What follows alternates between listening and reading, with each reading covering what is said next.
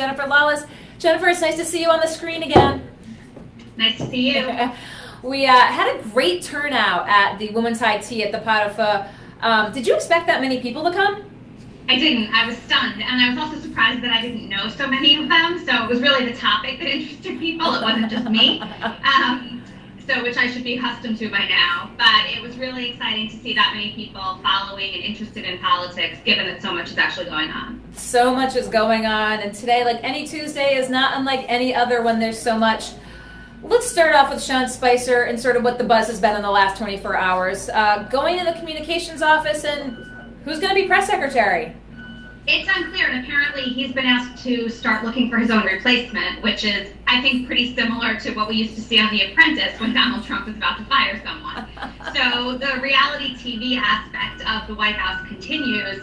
I did hear that it's possible that Donald Trump will never be happy with one press secretary because as he scrutinizes them too much. So it's possible that there will be a rotation where there will be 2 or 3 people that go back and forth in terms of who's giving the briefings, so that they'll all last a little bit longer. Yeah, that tends to be the president's strategy, keep people on their toes. This Steve Bannon calling Sean Spicer fat, I mean, does anyone really know what's going on down there? No, and frankly, every time something catty or petty comes out of the White House, it reinforces people's worst impressions of what it must be like. And so, today was the first time since June 12th that they actually allowed for audio and video in the press briefing room. And when we hear about petty, catty, backstabbing behavior behind the scenes, it just highlights the fact that somebody should actually be in there covering what's going on, because that's a way to ward against and behind this kind of behavior. But, it just seems that the Trump administration doesn't follow the normal manual and doesn't follow the rules. Does it surprise you at all that Sean Spicer has to find his replacement? I guess de facto, if he's heading up the communications office, would he then in fact be the boss? But have you heard of this before? I have not heard, not in real life. I mean, on television things like this happen, in books things like this happen. No, I haven't heard about this. The other thing I'll note, though, is that it's a little bit anticlimactic in that we've all been waiting around for about 6 or 8 weeks now for the other shoe to drop and for Spicer actually to get fired, and that doesn't seem like it's happening. So it's just sort of a shakeup in the communications department that we've been expecting for a couple of months, and still we don't know much more about it now than we did a couple of months ago. But you are right, the expectation was there. I think when sort of this was coming out kind of yesterday, today, as you said, not a surprise. I think folks knew this was coming. I think, the question is, I think folks would want to know, or do want to know, obviously, who's going to be his replacement, but that clearly sounds like it's up to Sean. So we'll see what happens down in the down at the White House. But big day today, Georgia, $55 million in this House. Did you ever envision that this would be the race that the most money was spent? So under ordinary circumstances, if you would have told me that Georgia 6 was going to become the record district in terms of money, I would say no. But given that it's a special election, given that it was Newt Gingrich's district originally, and that both parties are trying to consider it a bellwether for what will happen in 2018, it's not that surprising. First of all, there aren't that many special elections going on, so national money can all feed into one contest as opposed to spread itself among 435, which is typical in House elections. And on top of that, the stakes are so high for both parties that the amount of attention going into those races also drives money in a way that the candidates aren't even soliciting. So what are the projections? It's funny, both sides are trying to play down what a loss means. At this point, based on the polls, it looks like the Democrats have a very good chance of picking up the seat. It's not going to be by a landslide, but Ossoff looks like he's in very good shape. They're saying that they don't even need to pick it up to be competitive, even in a district like that, means that there's been a Trump effect and that the Democrats are going to make gains. The Republicans say that with the amount of money the Democrats have spent, it's a major failure if they don't manage victory. So we'll see what happens. But my money is on the Democrat, although frankly, I'm always wrong. No, you're not always wrong. What was the statistic that you, in your research, it was the seersucker numbers that you were? So basically, women are significantly underrepresented across the board. They're less likely to be interested in running, but Democratic women this time around are 4 times more likely to be active in politics. And among the women who get elected, they're far more likely to be collegial and participate in these kinds of social engagement activities like Seersucker Thursday or Secret Santa exchanges. And so that's one additional reason to consider electing women. Even if they're not going to be more bipartisan in terms of their legislation, they might actually bring a little bit of stability and humor to the Capitol. Well, I have to say, again, Jen. So there is a woman running. I mean, the Republican candidate is a woman, so we'll see what happens. It's such a great turnout, again, harkening back to when you were here in town last week talking about women in politics.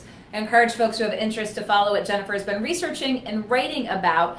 So here we are, we're talking about Spicer, we're talking about Georgia and the special election there.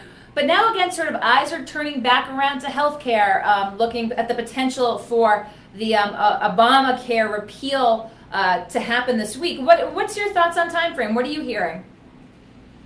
I'm hearing that the Senate wants a vote this week, and they certainly want to do it before the 4th of July. As far as the Democrats are concerned, though, it's almost like upside down day. The things that they're saying are exactly the same things that the Republicans said when Obamacare was being pushed through in 2009 and 2010. They haven't had a chance to read the bill. They don't know what's in the bill. They don't understand how it's going to be covered. And they're going to do everything they possibly can to stymie the progress and to try and ward off a vote. So I don't know what's going to happen. Last week it didn't get much attention. Donald Trump met with 13 Senate Republicans, many of whom were probably marginal supporters. And then the baseball shooting happened and other news took over, and we don't really hear much about what happened from that meeting. But what's important to keep in mind there is that at no point was the president trying to engage any Democrats or try and get even one Democratic vote. So, if the Republicans have the votes that they need, I expect that there will be a vote. If it turns out that they're 2 or 3 short, my bet is that it'll wait until after the recess.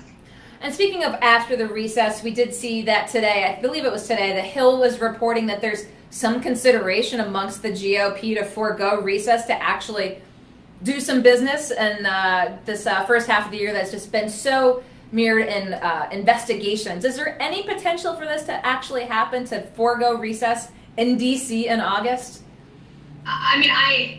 D.C. in August is disgusting. Anybody that can try to leave leaves. But I would say that it's basically an assessment of costs and benefits. Now, if the Republicans don't get anything done, and if they don't have at least a short list of legislative accomplishments, they go into next year and they go back to their districts with little to show for it at a time when the president's approval rating is the lowest we've ever seen. That's a very good story for Democrats. So that creates incentives for the Republicans to say, let's forego the recess and get stuff done. On the other side of the coin is the fact that it's unlikely that they're going to get anything done. The same problems that have plagued them up until this point are not going to take a summer vacation. No. So some would argue they may as well go back to their districts and make sure that they continue to cultivate the relationships they have with their constituents, because their legislative agenda is not going to be any more user-friendly to Democrats or to, moderate Republicans 8 weeks from now as it is right now. And so we covered, hit on a couple of hot button issues here, Jennifer. Anything that we haven't hit on? Again, is it still all Russia all the time? It's all Russia all the time. And I think now I'm even getting confused about the different investigations. And so it's getting difficult to figure out who's been called before what committee is reading which documents. The one other thing I would say is probably going to continue to garner quite a bit of attention this week is continued speculation about what Donald Trump and his lawyers are going to do about Bob Mueller. And again, is it worth it to the Trump administration to potentially fire Mueller?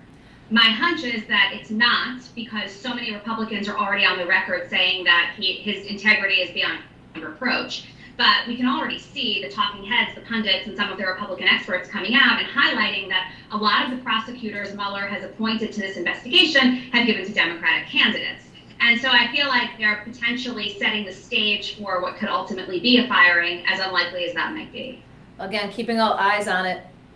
There was a lot of chatter after, the president tweeted out, "I'm under investigation." I mean, how poor is oftentimes, we've seen how poor Twitter can be as a medium, but if you're using it sort of rhetorically, tongue-in-cheek, was that maybe the worst example of using Twitter for a piece of communication as we've seen so far?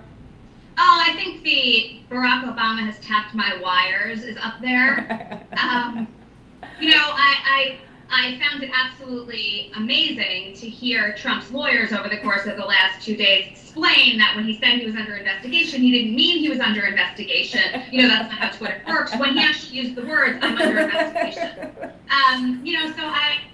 This is just a situation where I am sure that every single person in the White House wishes that Donald Trump did not have access to Twitter or his phone.